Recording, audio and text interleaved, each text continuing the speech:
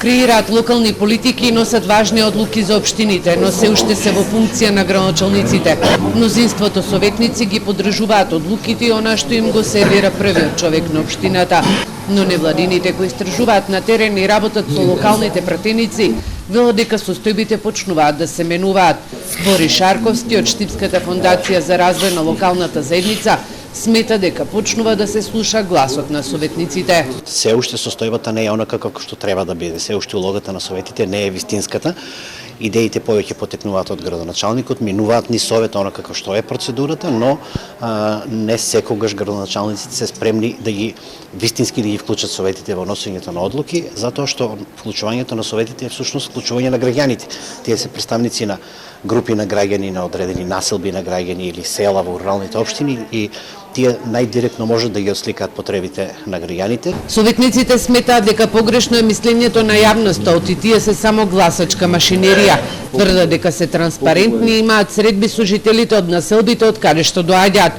Дел од нив се избориле на веб страниците на општините да ги има нивните телефонски броеви, но остануваат без поддршка на локалната администрација кога станува збор за просторија во која што би имале средби со граѓаните.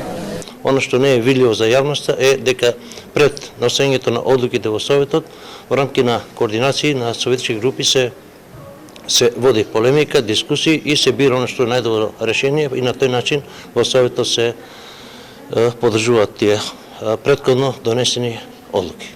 Во самата општинска зграда нема просторија која што е одредена за потребите на советниците. Тоа дае проблем не само во Пробештип, мислам дека и во повеќето општини. Меѓутоа, значи, секогаш советниците излегуваме во пресред на граѓаните. Во земјава само 3% се независни советници, додека останатите до 1336 во советите влегле, бидејќи се нашле на листите на партиите и нивните коалициони партнери.